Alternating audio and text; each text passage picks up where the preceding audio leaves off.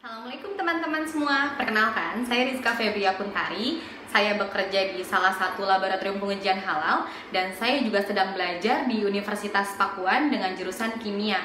Di sini saya akan menyampaikan peran laboratorium halal terhadap kehalalan suatu produk yang biasa digunakan oleh masyarakat pada umumnya. Terkadang kita masih bingung kenapa kita harus menggunakan dan mengkonsumsi produk yang baik dan halal.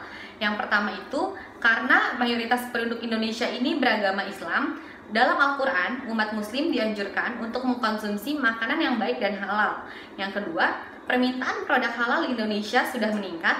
Yang ketiga, sudah adanya Undang-Undang Pasal 4 Nomor 33 Tahun 2014 tentang jaminan produk halal yang berbunyi setiap produk yang beredar dan diperdagangkan di wilayah Indonesia wajib bersertifikat halal. Lalu bagaimana kita bisa mengetahui bahwa produk tersebut baik dan halal? Saat ini di Indonesia sudah ada beberapa laboratorium pengujian halal yang tentunya produk tersebut nanti akan melewati beberapa tahap proses pengujian dan analisa sehingga produk tersebut dapat dikatakan baik dan halal untuk dikonsumsi atau digunakan. Produk-produk yang dapat diuji kehalalannya ini meliputi obat-obatan, makanan, dan minuman, kosmetika. Namun hasil analisa laboratorium ini hanya digunakan sebagai bukti pendukung saja, bukan berarti hasil analisa ini bisa digunakan sebagai pengganti sertifikat halal. Seiring berjalannya waktu, tingkat kesadaran masyarakat tentang pentingnya mengkonsumsi dan menggunakan produk halal ini semakin meningkat, sehingga banyak produsen yang berlomba-lomba untuk mendapatkan sertifikasi halal demi meningkatkan nilai jual produk yang akan mereka keluarkan dan demi mendapatkan kepercayaan lebih dari pelanggan yang menggunakan atau mengkonsumsi produk yang mereka keluarkan. Suatu produk dikatakan tidak halal bisa jadi karena di produk makanan dan obat tersebut tercemar bahan non-halal atau babi dan turunannya. Di produk minuman dan obat cair dikatakan tidak halal mungkin karena produk tersebut mengandung kadar alkohol dan kadar alkoholnya itu melebihi ambang batas sehingga tidak disarankan untuk dikonsumsi. Sedangkan untuk produk kosmetika, jika produk tersebut tidak bisa ditembus oleh air, maka produk tersebut dikatakan juga tidak halal. Ada 4 alasan mengapa kosmetik perlu disertifikasi halal. Yang pertama, kosmetik menempel di tubuh kulit sehingga akan terbawa saat kita melakukan ibadah sholat. Yang kedua, tidak semua bagian anggota tubuh kita terbasuh oleh air wudhu sehingga sangat memungkinkan kosmetik masih menempel. Yang ketiga, ada kosmetik yang mengandung bahan najis atau non halal. Yang keempat, beberapa kosmetik tidak bisa ditembus oleh air sehingga akan menghalangi air wudhu.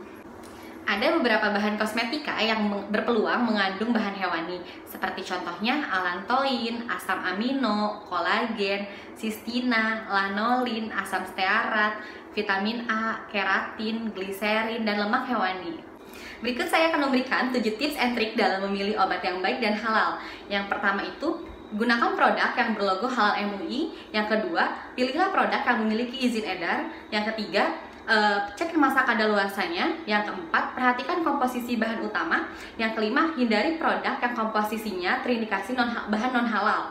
Yang keenam, tercantum nama dan alamat produsen yang dapat dihubungi. Yang ketujuh, gunakan obat sesuai dengan anjuran dokter. Lalu saya memiliki 6 tips and trik dalam memilih makanan dan minuman yang baik dan halal. Yang pertama, pilihlah produk yang berlogo halal MUI. Yang kedua, pilih produk yang memiliki izin edar dari BPOM dan MUI. Yang ketiga, cek masa kadaluarsanya. Yang keempat, perhatikan komposisi bahan utamanya. Yang kelima, hindari produk yang komposisinya terindikasi bahan non halal atau bahan babi dan turunannya. Yang keenam, tercantum nama dan alamat jelas produsen tersebut agar kita dapat menghubungi produsen tersebut. Saya juga memiliki 6 cara memilih kosmetika yang halal. Yang pertama, gunakan produk kosmetika yang berlogo halal MUI. Yang kedua, memperhatikan komposisi bahan utama. Yang ketiga, tidak selamanya produk yang 100% alami itu halal. Yang keempat, memiliki izin edar. Yang kelima, ada nama produsen yang jelas serta dapat dihubungi. Yang keenam, hindari produk yang komposisinya terindikasi bahan non halal.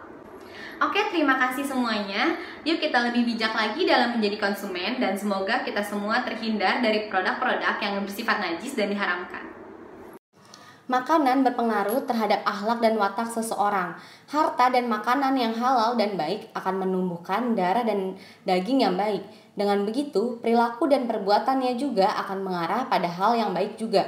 Begitupun sebaliknya, ringkasnya, watak dan perilaku Anda sangat dipengaruhi oleh apa yang Anda makan.